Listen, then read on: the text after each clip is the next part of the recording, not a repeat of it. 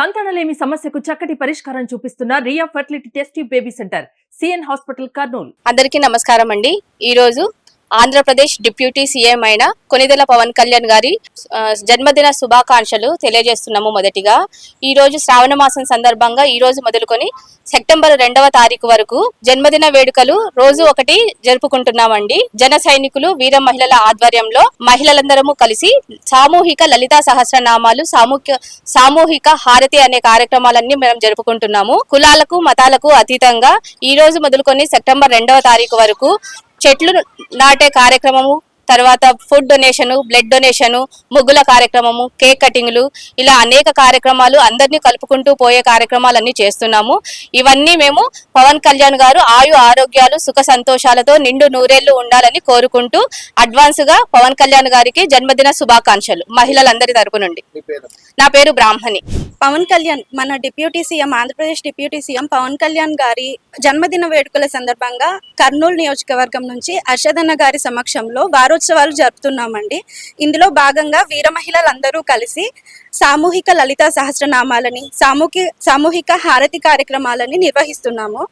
ఇది మన deputy CM గారు ఆయురారోగ్యాలతో సుఖ సంతోషాలతో ఆంధ్రప్రదేశ్ అభివృద్ధికి పోరాడుతున్న మార్గంలో ఆయనకంతా విజయమే జరగాలని చెప్పి వీర మహిళల తరపున మేమంతా ఈ కార్యక్రమాన్ని కులమతాలకి అతీతంగా నిర్వహిస్తున్నామండి. ప్రతి ఒకరి జీవితంలో మగువకి ఎంతో ఇంపార్టెన్స్ ఉంటుంది. దానిలో భాగంగానే మన డిప్యూటీ సీఎం గారు కూడా మహిళలకి ఎంత ప్రాముఖ్యతనిస్తారన్నది అందరికీ తెలిసిన విషయమే. మన తల్లి, చెల్లి, భార్య ఇలా ఎన్నో రకాల బాధ్యతల్ని పోషిస్తూ మనందరి జీవితాల్లో మహిళకి ఒక ప్రత్యేక స్థానం ఉందండి మన భారతీయ సాంప్రదాయంలో.